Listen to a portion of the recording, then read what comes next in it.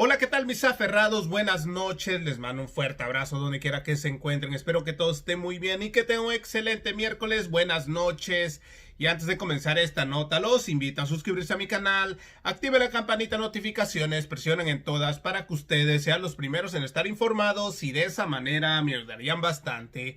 Y bueno, esta es la nota. El doctor Hugo López-Gatell da importante información sobre la vacuna para la pandemia en México. Y bueno, amigos, sin tanto que hablar, a continuación damos inicio. Noticias del Ferras TV Internacional, las noticias en caliente. ¡Arrancamos!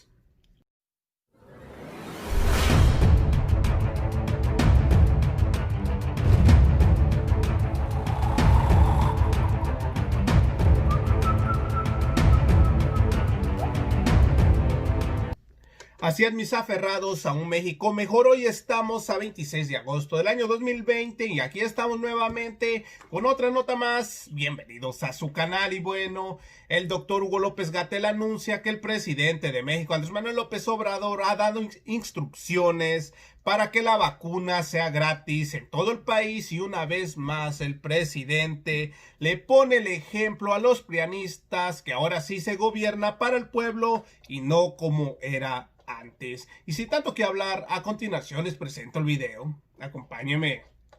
Grupo Cantón y Juan Carlos Mayor. Buenas noches, Liliana Noble de Pulso Saludable. Doctor Gatell, tengo una pregunta para usted y una para el doctor Alomía, si me ayudan, por favor. Mi primera pregunta, doctor, quisiera saber en el tema de la vacuna, cuando ya haya una vacuna, hay muchos expertos que hablan de que no se tiene hasta el momento un plan de acción, el ABC puntual a seguir en materia de vacunación cuando ya se tenga, y ya se debería de estar trabajando en ello. Pero yo recuerdo que usted en alguna ocasión, si mal no recuerdo, creo que fue el domingo, que habló de las restricciones de uso, ¿no? Dependiendo del uso que se le tenga que dar a la vacuna, ahí se va a decidir. Entonces, mi lógica me hace entender que por eso no se tiene todavía una ABC y no se puede saber exactamente a quién se va a vacunar hasta que no se deciden los estudios finales para quién va dirigida la vacuna. Si es así y si estoy mal, corrígeme. Gracias. Con mucho gusto. Sí, lo que usted dice es muy cierto. Aprovecho para retomar más ampliamente el tema de vacuna COVID. México está desde hace muchas semanas trabajando por tener un acceso temprano a las vacunas contra el COVID. Esto es lo que están haciendo muchos países del mundo. En el caso mexicano tenemos la fortuna de tener muchos instrumentos institucionales que nos permiten procesar la información y hacer planes precisamente en ese sentido. Pero también tenemos la voluntad política del Gobierno de México, expresada ya por el propio presidente López Obrador, de que todas las mexicanas y mexicanos que necesiten la vacuna la van a tener de manera gratuita. En ese sentido se ha enfatizado el carácter universal de esta medida de acceso. El presidente ha comprometido que podemos tener hasta 25,000 millones de pesos. Si es que se necesitaran, lo más probable es que el costo sería considerablemente menor, pero aún en un escenario de cobertura literalmente universal, en el sentido de que todas y cada una de las personas en México necesitaran la vacuna, se podría tener los recursos financieros suficientes para accederlo. En anticipación a esto, el presidente también instruyó a la Secretaría de Relaciones Exteriores, específicamente a su titular, el canciller Marcelo Ebrard, a que ayudara al gobierno a explorar de manera amplia todas las oportunidades de este acceso que pudiera haber. Hemos expresado en varias ocasiones nuestro agradecimiento al canciller, a la subsecretaria Marta Delgado y en general al Servicio Exterior Mexicano por este trabajo tan eficiente que han hecho. A través de las embajadas de México en el mundo han estado explorando las oportunidades de tener estas vacunas, lo cual es muy favorable. Y hay un punto de conexión. Esta es una responsabilidad y una encomienda que se le ha hecho a Relaciones Exteriores, pero Relaciones Exteriores no tiene ni conocimientos ni facultades legales para definir todo el resto de lo que se necesita. Pero obviamente al interior del gobierno trabajamos colaborativamente. Hablamos de una reunión que tuvimos la semana pasada con el canciller, la subsecretaria y el doctor Alcocer para para precisamente ver dónde está el punto de encuentro entre esta exploración internacional y lo que ya le corresponde a la Secretaría de Salud definir el esquema de vacunación, la cantidad de vacunas necesarias, quiénes son vacunas que tienen la capacidad técnica y científica de ser promisorias para el propósito que se requiere, que es proteger o generar inmunidad contra el COVID. La Secretaría de Salud, por su parte, coordina el sector salud, el IMSS, el ISSSTE, Pemex, Sedena, etcétera, que son instituciones de atención de salud que en su momento podrían también necesitar la vacuna para que trabajemos todos juntos, todas las instituciones. Tiene también otro instrumento que es la Subsecretaría de Prevención y Promoción de la Salud, a mi cargo, que tiene responsabilidades específicas para proponer la política de vacunación al secretario, y tiene también a la COFEPRIS, la Comisión Federal de Protección contra Riesgos Sanitarios, que es la agencia gubernamental encargada de la regulación sanitaria, y en el tema de vacunas es relevante en al menos 3 aspectos: la autorización de los protocolos de investigación clínica; segundo, la autorización sanitaria de las importaciones en su momento de los candidatos a vacuna para la realización de ensayos clínicos; y tercero, en su momento, y sí y solo si los candidatos a vacunas demuestran tener eficacia, calidad y seguridad, que se proceda con los registros sanitarios ya para su uso en el país.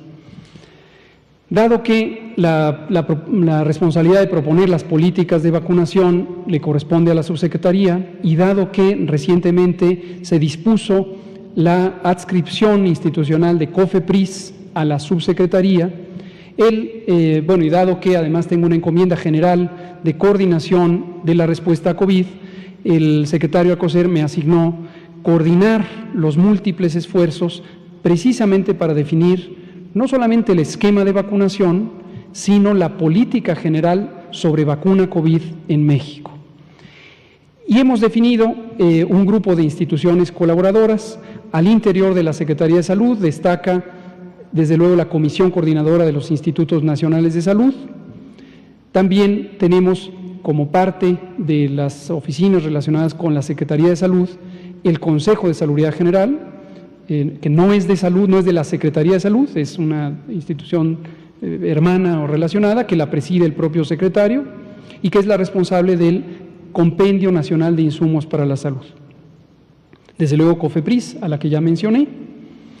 Dentro del sector está el Instituto Mexicano del Seguro Social, aquí representado por el doctor Hernández y también por el doctor Víctor Borja, titular de prestaciones médicas y sociales, sociales y económicas están acá. También el ISSSTE, Pemex, etcétera, las demás instituciones. Destaco también la importante misión de CONACYT, el Consejo Nacional de Ciencia y Tecnología. Esto con un carácter histórico. El Compendio Nacional de Insumos surge desde 1975 de lo que en su momento se definió como el cuadro básico. Y este cuadro básico, aunque generalmente el público lo conoce como una lista de medicamentos que puede adquirir el sector público de salud, en realidad es mucho más que eso. Son una serie de elementos que establecen las bases de una política farmacéutica nacional, y uno de los elementos ahí plasmados es la realización de investigación para el uso correcto de los insumos para la salud, que en su momento sean aprobados por el Consejo de Salubridad General.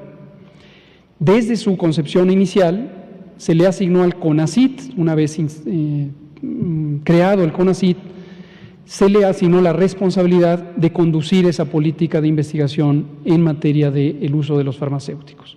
Entonces, también se ha incorporado el CONACYT a este grupo de trabajo que define la política de vacunación, y más recientemente la Secretaría de Economía se va a incorporar. Mañana precisamente tenemos una reunión sobre esto en la Secretaría de Economía, porque todo este grupo ha venido trabajando de manera conjunta. Ahora, finalmente, una pregunta que está en la inquietud de algunas personas es: ¿cuántas vacunas va a necesitar México? Hoy circulaban algunas noticias relacionadas con esta iniciativa empresarial y filantrópica que se presentó públicamente aquí en una conferencia matutina, entre la Fundación Carlos Slim y el laboratorio AstraZeneca. Es una relación entre entidades privadas, pero que el Gobierno de México está expectante sobre su posible utilidad en la adquisición temprana de vacunas. Y hay empresas farmacéuticas mexicanas que son parte de este consorcio de colaboración que en su momento podrían envasar el producto. Esto, dicho sea de paso, es muy importante. En la pandemia de influenza 2009 tuvimos una experiencia global en donde el acceso a vacunas enfrentaba un cuello de botella, una limitación que era la capacidad mundial de embotellar las vacunas. Es decir, se fabricaba vacuna, pero no había la suficiente capacidad a nivel mundial de embotellarla, etiquetarla y distribuirla. Entonces, en ese sentido, vemos también como algo muy positivo que México esté contribuyendo a ese esfuerzo en el continente. ¿Cuántas vacunas se necesitan? Nadie en el mundo lo puede saber para ningún país del mundo, por una sencilla razón. Todo depende del perfil de eficacia de la vacuna. Hay vacunas, posiblemente las vacunas más antiguas, las más clásicamente conocidas del esquema de inmunización de la infancia, que tienen una alta eficacia, es decir, la proporción de personas que generan inmunidad protectora es muy alta, 90, 95% o más, y entonces eso brinda la oportunidad de tener una cobertura universal, literalmente, es decir, que todos, en este caso los niños, todos los niños tengan la vacuna, porque el propósito ahí es interrumpir la transmisión y potencialmente eliminar la enfermedad.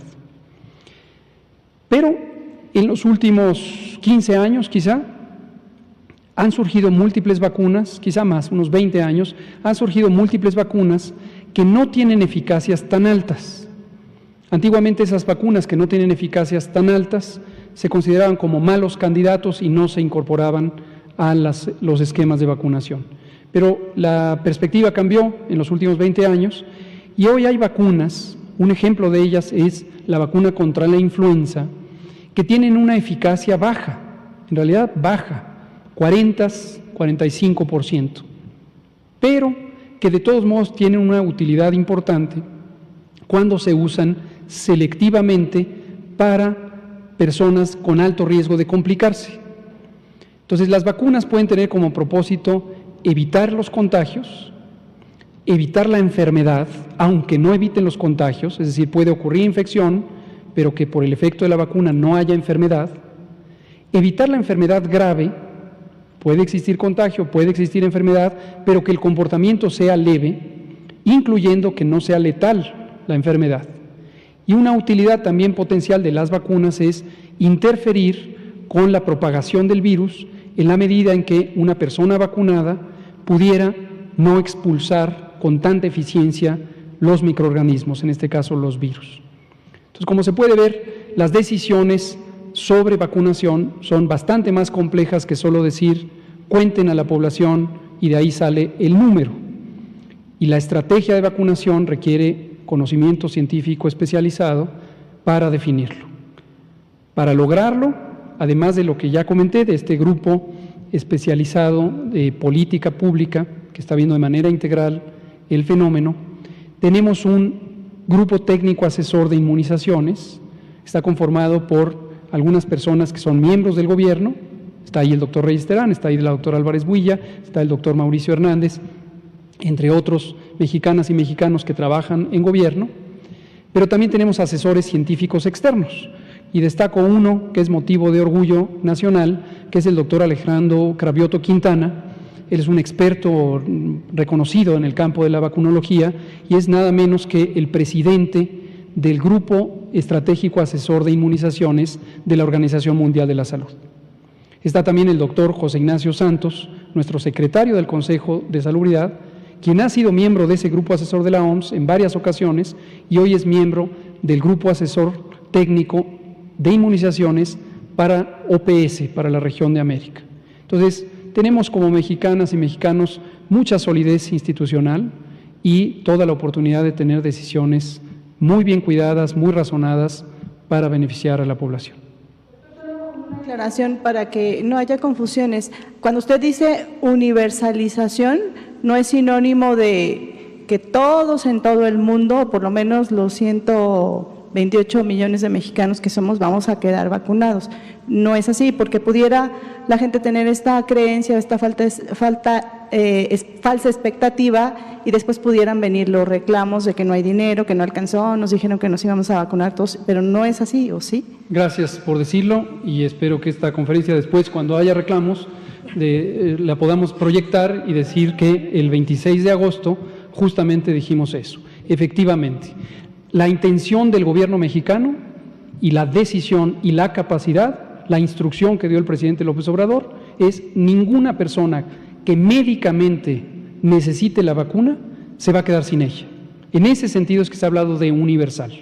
El gobierno mexicano tiene el dinero, lo ha destinado ya, lo ha preidentificado para que ninguna persona en México que tenga una indicación médica de vacunación contra el COVID se quede sin ella. Todas y todos van a tener acceso gratuito a la vacuna. En ese sentido es universal. Desde el punto de vista técnico, nadie, ningún país en el mundo, ni tampoco la Organización Mundial de la Salud o la Organización Panamericana de la Salud, han definido cuál es el esquema de vacunación necesario.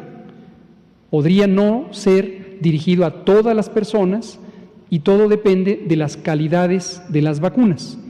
Hay vacunas que tendrán altas eficacias para el propósito de interrumpir la transmisión, otras no tendrán altas eficacias para ese propósito, pero a lo mejor pueden ser más competentes para disminuir el riesgo de enfermedad grave. Dependiendo de esos escenarios es que se definirá el asunto. Y un elemento adicional, recordar que México siempre ha tenido una perspectiva de diplomacia de nuestra política exterior. Aquí me meto un poco al terreno del que no soy experto, por supuesto, y el Servicio Exterior Mexicano es el responsable, pero conocemos, porque es motivo de orgullo, que México siempre ha tenido una perspectiva de colaboración con los organismos multilaterales. Es miembro de las Naciones Unidas desde que se fundó, es miembro de todos los organismos especializados de Naciones Unidas, incluida la OMS, especializada en salud, la Organización Panamericana de la Salud, especializada en salud en el continente americano. Y con motivo de COVID, el presidente López Obrador instruyó que nuestro embajador en las Naciones Unidas, el doctor Juan Ramón de la Fuente, presentara una iniciativa de resolución llamando al sistema de Naciones Unidas a hacer todos los esfuerzos que estén en sus posibilidades para favorecer que haya acceso equitativo a la vacuna de COVID y cualquier otro insumo necesario. Esta resolución fue aprobada prácticamente en forma unánime por la Asamblea de las Naciones Unidas, y los esfuerzos que hoy hace la Organización de Naciones Unidas a través de la OMS son en el sentido de lograr acceso equitativo. Para ese propósito, la Organización Mundial de la Salud estableció un sistema de colaboración, se le llama plataforma, que se llama COVAX, C-O-V-A-X. Y es un mecanismo por el que los Estados miembros de la Organización Mundial de la Salud podrán voluntariamente, no se le obliga a ninguno, voluntariamente inscribirse en un mecanismo de compra consolidada de vacunas contra el COVID. Eso tiene enormes ventajas porque obviamente entre mayor sea la consolidación, la negociación de costos se reduce. Y además facilita el acceso equitativo no solo para México, sino para todos los demás Estados miembros, y eso también es motivo de orgullo, contribuir como país a el beneficio de otras naciones, en el sentido de que tengan un acceso equitativo. Es un principio de la política mexicana. Eso no evita que se puedan hacer exploraciones y negociaciones unilaterales con cada uno de los productores. Ya se habló de AstraZeneca, el canciller ha mencionado las conversaciones con Rusia, recientemente con Noruega. Está muy activa la exploración mexicana, pero en su momento se definirá si se hace todo con COVAX, parcialmente con COVAX o no se entra a COVAX, lo cual creo que es improbable, dadas las instrucciones del presidente a lo largo de todo este tiempo de participar en los mecanismos solidarios benéficos para México, benéficos para el mundo. complementa justo lo que platicábamos con Liliana. Sobre la vacuna rusa no hay un cambio de parecer, porque nunca hubo un parecer en contra o a favor. Cuando salió la noticia en voz del propio premier ruso de que tenían la vacuna, aquí me preguntaron que cuál era nuestra opinión. Lo único que expresé en el momento es que nos sorprendía, nos llamaba la atención, igual que en su momento a la Organización Mundial de la Salud, porque no había conocimiento público sobre las fases de desarrollo de esta vacuna, a diferencia de vacunas de otros países. Pero no había prejuicio alguno sobre la calidad de la vacuna, simplemente la información no había estado a disposición pública. Hoy ya se conoce un poco más, precisamente el CONACYT ha estado en vinculación con sus contrapartes científicas en Rusia y tenemos una información bastante detallada sobre la tecnología involucrada en esta vacuna. No hay evidencia directa de los estudios clínicos, pero sí de los principios de composición de esta vacuna. Entonces no hay prejuicio contra ninguna vacuna. Lo que se ha anunciado por parte del canciller, por parte de Relaciones Exteriores, que se ha hablado de 2,000 dosis de vacuna que podrían estar disponibles para México para hacer ensayos clínicos, es parte de este trabajo de exploración. Insisto, agradecemos a la Cancillería toda esa exploración internacional, le corresponde hacerla y la hace muy bien. La parte interna no le corresponde hacerla y obviamente no puede organizar ensayos clínicos, ni acordar con particulares o con instituciones públicas la realización de ensayos clínicos. Eso le corresponde regularlo a la Secretaría de Salud. Pero en su momento, si esta es una oportunidad de tener un esquema de exploración, pues es benéfico para el país. Sobre el laboratorio Leomont, esto es precisamente esta vinculación o acuerdo entre dos entidades privadas, el laboratorio AstraZeneca y la Fundación Carlos Slim. Hay una tercera parte involucrada, que es este laboratorio Leomont. Leomont es una empresa farmacéutica mexicana que tiene casi 90 años de existencia, o un poco más de 90 años de existencia. Se dedica a múltiples fármacos, pero también es una de las pocas empresas farmacéuticas mexicanas con capacidad de innovación. Y en una de sus líneas de trabajo en innovación está precisamente el tema de vacunas, y tiene una capacidad de producción importante, con un par de plantas de fabricación de vacunas y otros fármacos que estableció o abrió justo el año pasado en el Estado de México. En ese sentido, nos parece positivo que empresas farmacéuticas mexicanas sean parte de la innovación para el acceso a vacunas a nivel mundial, o al menos en este caso regional, para toda América, y en el plan de producción se contempla, de acuerdo a lo que se dio a conocer públicamente, que la vacuna de AstraZeneca se fabricará en Argentina, pero luego se embotellará en México, en esta empresa mexicana que se llama Leomont. De ahí puede ir al mercado mexicano o a cualquier otro mercado en la región. Eso no depende del gobierno mexicano, eso es una decisión libre de una empresa privada, obviamente en apego a la legislación, incluyendo la regulación sanitaria. Y esta decisión no determina en modo alguno el esquema de vacunación de México. Eso es lo que hay que tener muy claro. Es decir, los planes de producción pueden ser magníficos y poder satisfacer la demanda, pero la demanda la determina la Secretaría de Salud de México. Si van a ser pocas, muchas, dependerá en su momento de la decisión científica de cómo se comporta esa vacuna en particular y cuál es su potencial utilidad para las personas mexicanas. Gracias. Juan Carlos Machorro, AM Querétaro. Sí, gracias, doctor. Buenas noches. Juan Carlos Machorro, de AM de Querétaro. Doctor, el doctor Alomía ayer comentó una cuestión que también me gustaría tener. Así es, mis aferrados, como terminaron de ver el video del doctor Hugo López-Gatell, dice que la Secretaría de Relaciones Exteriores dice que tienen 2,000 dosis de vacuna para hacer ensayos clínicos en México. Y bueno, amigos, hasta aquí llegamos con otra nota más. Recuerden, si no se han suscrito a mi canal, suscríbase. Es totalmente gratis, no tiene ningún costo. Compartan este video para que siga llegando a muchas más personas y formen parte de esta hermosa familia Ferraz TV. Regálenme un like, nos vemos en la siguiente noticia. Su amigo y servidor, Noticias del Ferraz TV Internacional, las noticias en caliente. Gracias, buenas noches, que tengan un excelente miércoles, nos vemos mañana. Cuídense. Suelta la cumbia Ferraz.